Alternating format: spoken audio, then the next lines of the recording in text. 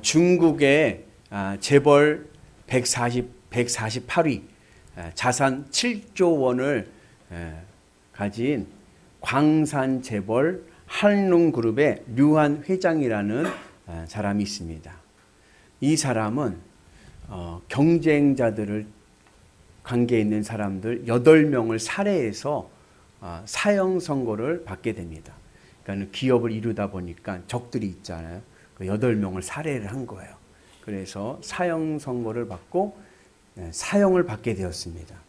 그 사형장에서 마지막으로 눈물을 흘리면서 한 유언이 있습니다. 한번 보실까요?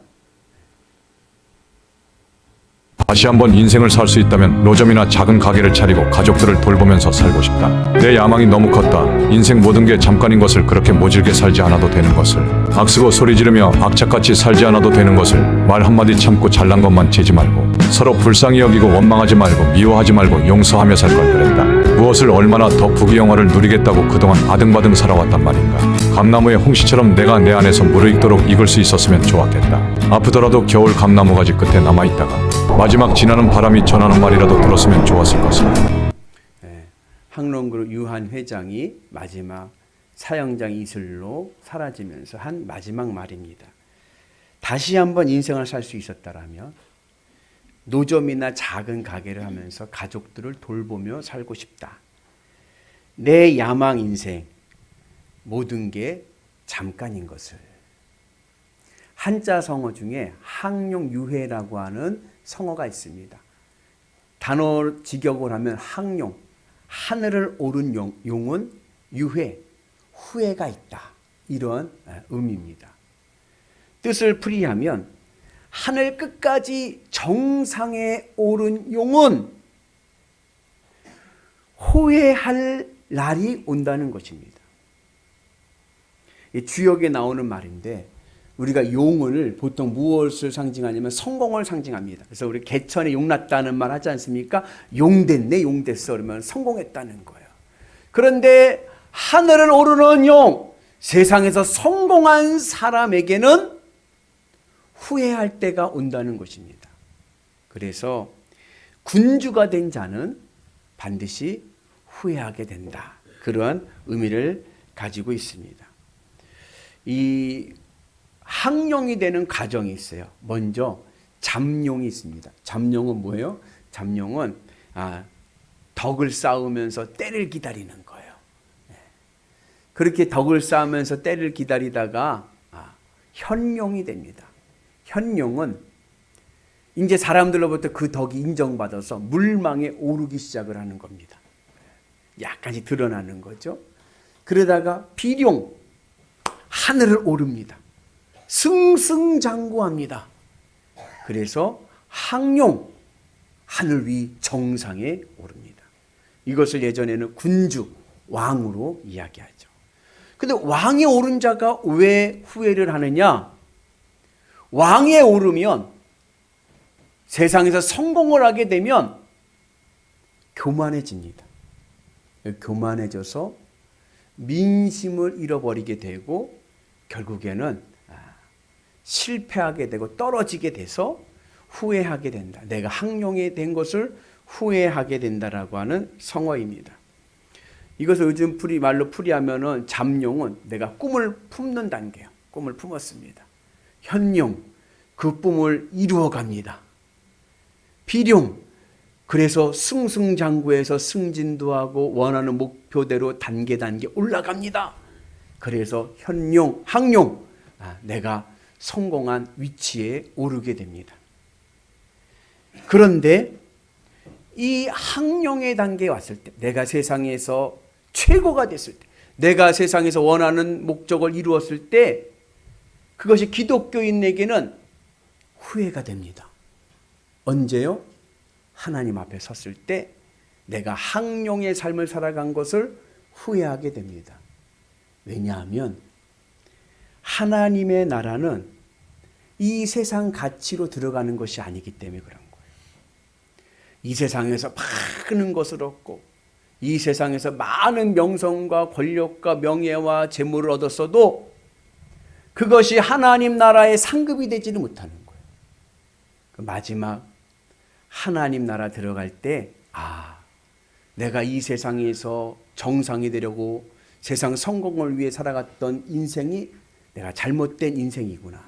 이것을 깨닫고 후회하게 됩니다. 그래서 솔로몬이 죽음 앞에서, 마지막 죽음 앞에서 한 말이 뭐예요? 헛되고 헛되고 헛되고 헛되니 모든 것이 헛되도다.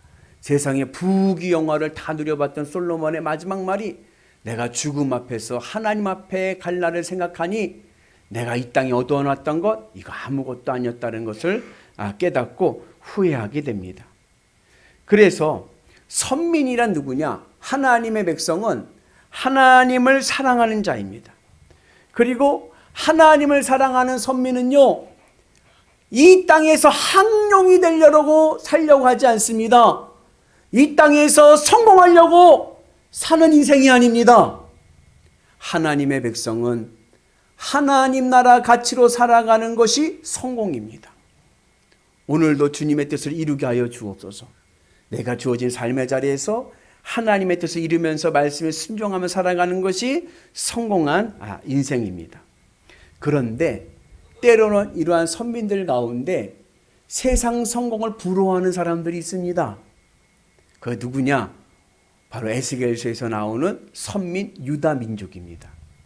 유다는요, 하나님을 믿는다고 하는 나라인데도 항용, 세상 성공을 부러워하면서 세상 가치로 살아가려고 합니다. 우리가 에스겔서 오늘 28장을 보는데, 에스겔서 26장에서 28장은 두로에 대한 심판입니다.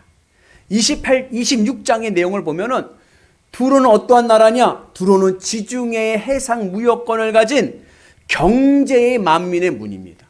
모든 바다의 해상 무역의 독점권을 가지고 있어서 경기가 얼마나 좋은지 그 두로 사람들은 자색 옷을 입고 다닙니다. 자색 옷은 요즘의 말로 하면 명품만 입고 다닌다는 거예요. 그리고 문화가 발달됐습니다. 여러분, A, B, C, D, E, F, G 뭐예요? 알파벳. 이 영어 알파벳의 기원이 바로 두로의 언어에서 시작됐습니다. 두로가 바로 페니키아입니다. 문화가 발전되고 경제가 살아있습니다. 그래서 모든 세상에 성공한 것을 상징하는 것이 바로 두로입니다. 그런데 여러분, 신앙생활하면서 갈등이 되는 것이 있습니다. 그것이 뭐냐? 하나님이냐 돈이냐. 민주 오랜만에 왔는데, 민주야, 하나님이냐 돈이냐? 하나님? 정말로? 예루살렘 성전이 있을 때만 해도 하나님이냐 돈이냐 하면 돈이 좋긴 좋아도 교회 와서 돈 좋다고 얘기하면 안 돼. 그냥 하나님이라고 그래야 돼. 예. 뭔가 좀 찝찝하긴 해도 그래도 하나님이라고 그래야 돼. 예. 근데요, 예루살렘이 무너졌어요. 예루살렘에 성전이 있거든요. 그 성전이 무너졌습니다. 이제는 선민 유다 백성도 노골적으로 얘기해도 됩니다. 뭐라고요? 나는 돈이 더 좋아요. 왜? 성전이 없어졌으니까. 그러면서 두로처럼 살고 싶다. 두로처럼 부자 되고 싶다. 그러한 마음을 가지고 유다 백성들이 두로를 선망합니다. 그래서 두로가 심판받게 됩니다. 27장에서는 그 망해져가는 두로를 보면서 이스라엘 백성들이 슬퍼하며 애가를 부릅니다. 왜요? 우리의 롤 모델이었거든요. 나도 두로처럼 살고 싶었거든요. 근데 그 두로가 망했어요. 얼마나 슬퍼서 울겠습니까? 제가 이거 정치적인 얘기는 하지 않지만 예를 들자면 우리의 선망의 나라가 있어요. 미국입니다. 미국이 하루아침에 무너졌다라고 생각을 하면 우리는 민족 중에 슬퍼할 사람 엄청나게 많습니다. 우리의 롤 모델 아닙니까? 그런 식으로 두로가 무너지게 되니까 유다 백성들이 슬퍼하면서 애곡하면서 애가를 부릅니다. 그리고 오늘 28장은 그 두로 왕의 심판을 이야기하고 있습니다. 그 이스라엘이 바라보고 그리고 선망했던 세상 성공의 최정점에 있는 두로 왕이 심판을 받습니다. 왜 두로 왕이 심판을 받는가? 우리 같이 말씀을 봅니다. 인자야 너는 두로 왕에게 이르기를 주 여호와께서 이같이 말씀하시되 내 마음이 교만하여 말하기를 나는 신이라 내가 하나님의 자리 곧 바다 가운데 앉아있다 하도다. 내 마음이 하나님 마음 같은 채 할지라도 너는 사람이요 하나 신이 아니거늘. 두로 왕이요.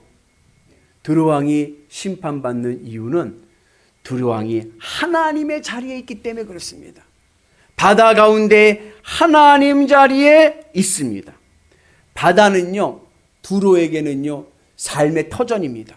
경제가 오는 그러한 중심지고 그리고 원천지입니다. 그리고 성경에서 바다는 이 세상을 상징하기도 하고 그리고 바다는 어때요? 정신이 없어요. 혼돈을 얘기합니다. 그리고 성경은 악의 기원이 어디서 오느냐? 악의 기원은 혼돈에서 온다라고 말씀하고 있습니다. 그 바다 가운데 하나님 자리에 두로 왕이 있습니다. 이거 무엇을 얘기하느냐? 두로 왕의 교만을 얘기하는 거예요. 두로 왕이 심판받아서 없어질 것인데 왜요? 교만하기 때문에 그렇습니다. 그래서 우리가 잘 아는 말이 있죠. 교만은 패망의 선봉이다. 오늘 말씀의 제목이죠. 우리 같이 말씀 봅니다. 교만은 패망의 선봉이요 거만한 마음은 넘어짐의 앞잡이입니다. 두로 왕이 심판받아서 멸망하게 될 이유는 교만하기 때문에 그렇습니다. 자, 여기서 문제. 1부 예배, 2부 예배 때는요 다 마치셨어요.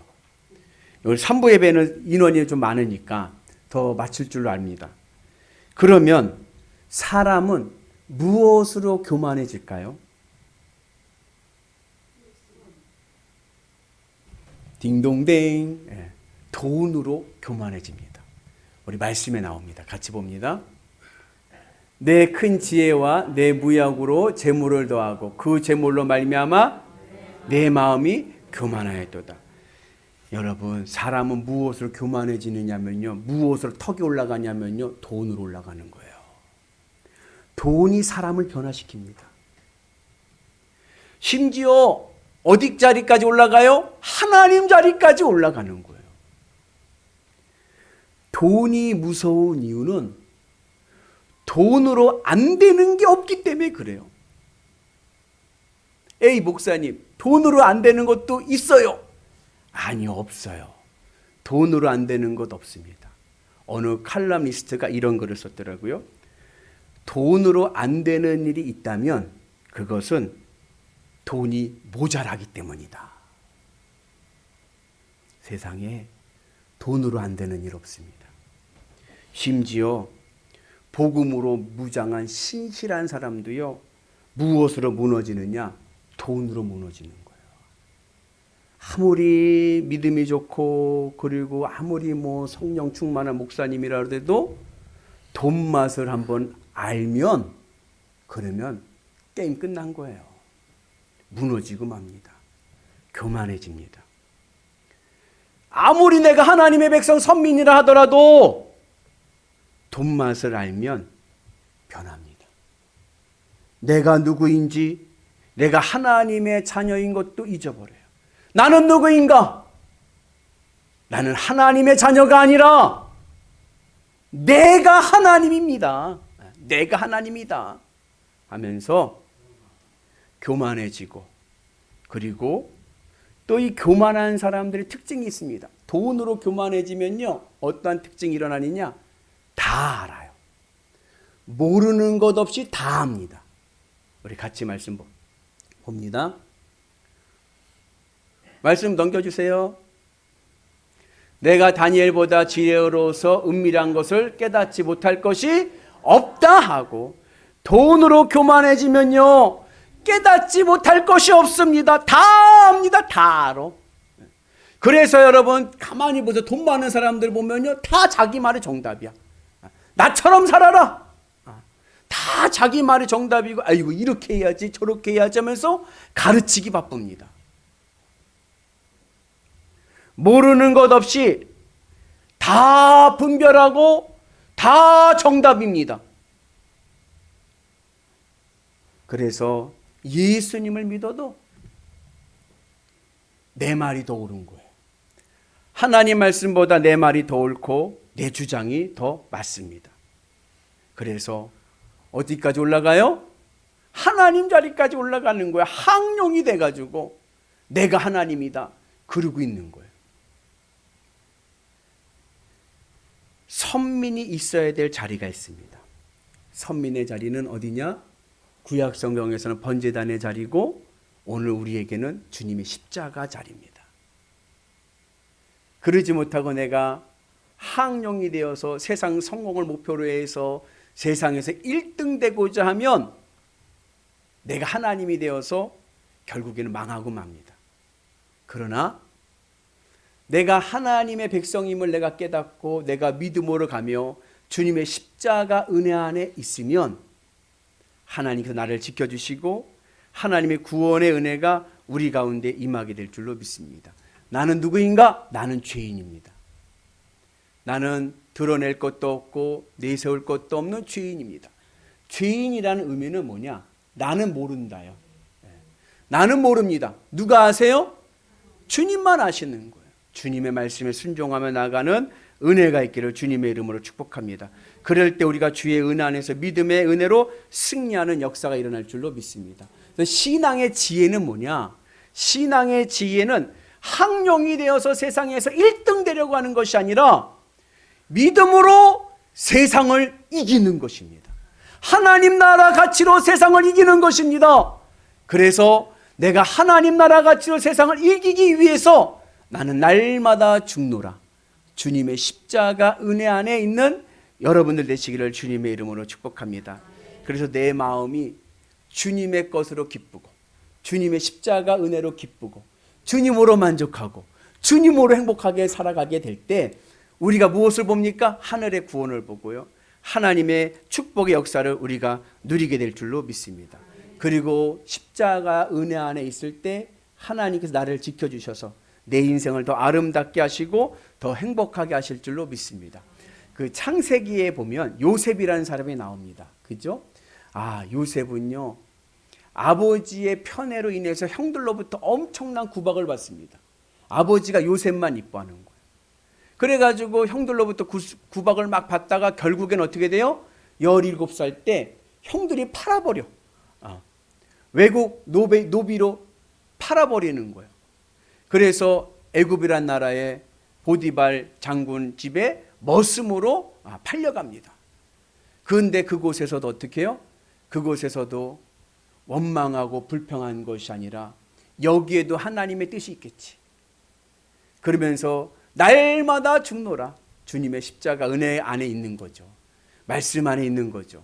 그러면서 요셉이여 주의 말씀에 선하신 뜻을 믿고 말씀대로 믿음대로 살아갑니다. 그랬더니요, 그랬더니 어떻게 해서 하나님께서 그에게 복을 주시고 회복시켜 주신 것이 아니라 이번엔 누명을 쓰고 감옥에 들어갔어요. 이건 종신형인 거예요. 왕의 감옥이라 나올 수 있는 것은 왕의 특사로 나올 수밖에 없는데 한 나라의 왕이 신하의 집에 있는 머슴의 이름을 어떻게 알겠어요? 그러니까는 종신형이죠. 그럼에도 불구하고 이 요셉은요, 그곳에서도요, 하나님의 뜻을 이루기 위해서 말씀의 은혜로 살아가는 거예요. 하나님의 뜻이 뭡니까? 항상 기뻐하라. 범사에 감사하라. 쉬지 말고 기도하라. 감옥에서도요, 늘 그냥 기뻐하고 감사하면서 감옥 생활을 하니까요, 간수장들이 인정을 하는 거예요. 그리고 감옥에 와서 좌절하고 있는 사람들을 도울 수 있도록 도와줍니다. 그랬더니 어떻게 됐어요? 결국 하나님의 선하신 뜻을 믿고 하나님의 뜻의 말씀에 하나님 나라 가치로 살아가니까 하나님께서 그를 애굽의 총리를 세우시고 요셉의 가문뿐 아니라 애굽의 이 국민들뿐 아니라 그 지역에 있는 팔레스타인까지 중동에 있는 지역의 가뭄을 극복하고 구원하는 귀한 하나님의 사람으로 세운 줄로 믿습니다.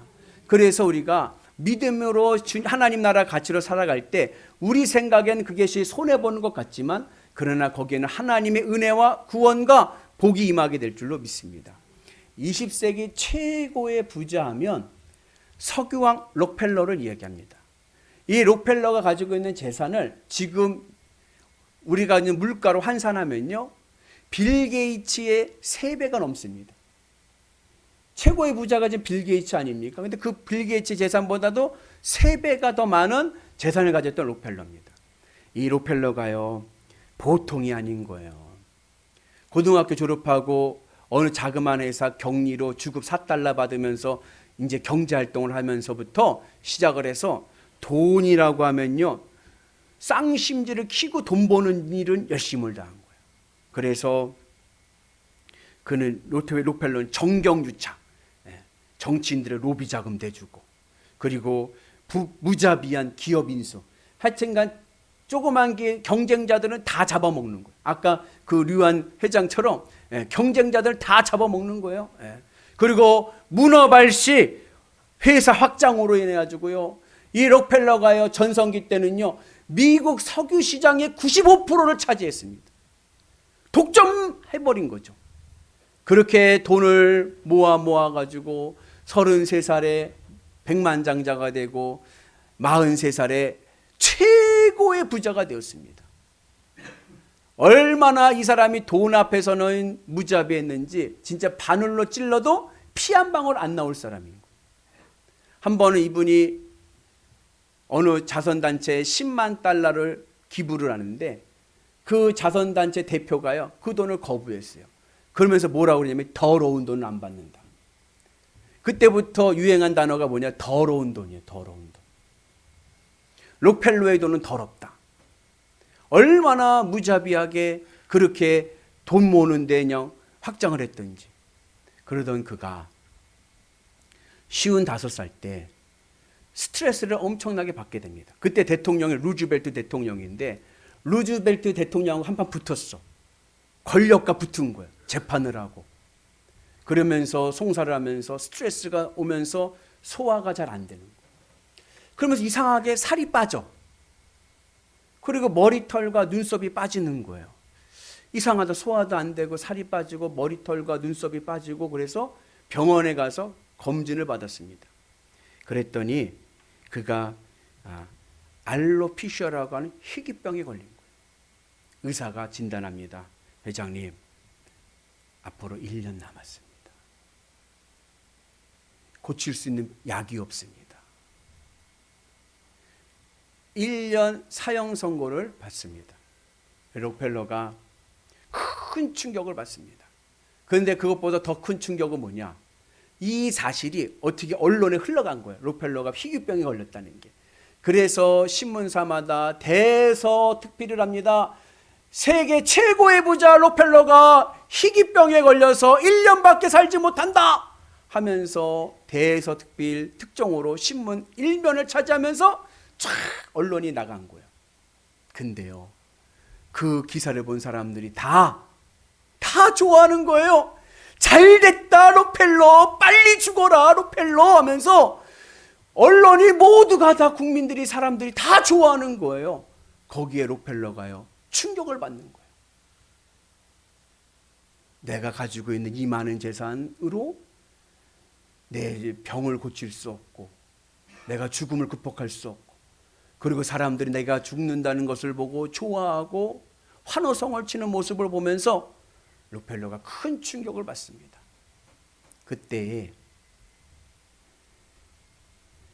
게이츠라고 하는 목사님이 록펠러에게 제안을 합니다. 어차피 불치병에 걸려 죽게 될 거 의미 있는 일이나 하고 죽읍시다. 그래서 의미 있는 일을 하기로 합니다. 그것이 바로 록펠러 재단을 세우는 거예요. 록펠러 재단을 세워가지고 그래서 빈민가에 병원을 세웁니다. 의료 사업을 하는 거예요. 가난한 사람들 병원 돌봐주는 거랍니다. 그리고 뉴욕 맨하탄시에 수돗물세를 다 내줍니다. 요즘 말로 하면 서울 강남에 있는 수도세를 다 내주는 거예요. 돈이 얼마나 많은지. 그리고 학교를 세웁니다. 대학들을 24개의 대학을 세웠는데 그 중에 대표적인 대학이 명문대학교 시카고 대학교를 세웁니다. 그리고 교회를 4,928개의 교회를 세웁니다. 그냥 교회를 세운 게 아니에요. 번듯한 교회들을 세우는 거예요. 그 대표적인 교회가 뉴욕에 있는 리버사이드 처치라고 미국에서 제일 큰 교회 중에 하나입니다. 그렇게 선한 일을 하면서 하나님의 사업을 합니다. 록펠러가 몇 세에 죽었을까요? 록펠러가요, 98세에 죽습니다. 도저히 약으로는, 현대의학으로는 고칠 수 없는 희귀병에 걸린 록펠러가 회심을 하고 선한 사업을 하고 하나님의 나라를 확장을 하는 사업을 하면서 하나님께서 그에게 건강을 주셔서 그런 큰 은혜를 주신 줄로 믿습니다. 록펠러가 망했을까요? 안 망했을까요? 그렇게 퍼주고도 채워져서 마지막 록펠러가 죽을 때 미국 경제 1.5%를 감당하는 막강한 재력을 가진 재단이 되었습니다. 사랑하는 우리 성도 여러분, 선민의 자리는 어디냐? 믿는 자들의 자리는 항룡이 되어서 세상 정상이 되는 것이 아니라 주님의 십자가 자리입니다. 내 마음의 기쁨과 만족을 주님으로 채워서 주님의 십자가 은혜 안에서 살아가는 것입니다. 그래서 나는 세상에서 성공한 자가 아니라 하나님의 사람으로 살아가는 은혜가 있기를 주님의 이름으로 축복합니다. 그러면 하나님께서 우리를 요셉과 같이 세워주실 줄로 믿습니다. 후회 없는 인생, 행복한 인생으로 세워주실 줄로 믿습니다. 우리는 세상에서 1등 되려고 하는 것이 아니라 우리는 믿음으로, 말씀으로 세상을 이기는 하나님의 사람 되어야 될 줄로 믿습니다. 하나님께서 우리를 지켜주시고 하나님께서 인도해 주실 줄로 믿습니다. 성경에 보면 사탄이라는 단어가 나오죠. 누구를 사탄이라고 하냐면 하나님을 대적하는 세력을 사탄이라고 합니다. 그 사탄을 천상세계에서 보면 계명성 루시퍼라고 하고, 그리고 이 지상의 세력으로 상징할 때는 두로왕, 오늘 나오는 두로왕을 사탄으로 상징합니다. 세상 가치로 살아가고 세상 것으로 내 삶의 만족을 누려서 세상 정상으로 올라가는 자, 그는 하나님의 뜻을 거역하고요, 내가 하나님이다 교만을 떨게 되어 있습니다. 그러나 우리는 그러한 교만의 자리에서 내려와서 주님의 십자가 은혜로 살아가는 거룩한 백성 되기를 주의 이름으로 축복합니다. 이제 내 마음이 무엇으로? 주님으로 기쁘고 주님으로 만족하고 주님으로 행복하고, 아멘. 걱정하지 마세요. 하나님이 채워주실 줄로 믿습니다. 요셉과 같이 하나님께서 여러분들을 들어주실 줄로 믿습니다. 나는 낮은 자리로 가려고 하는데 이상하죠? 하나님은 나를 자꾸 높여주십니다. 그 하나님의 은혜를 누리시는 위대한 성도들 되셔서 이 시대 마지막 하나님의 백성, 하나님의 사람들 되시기를 주님의 이름으로 축복합니다.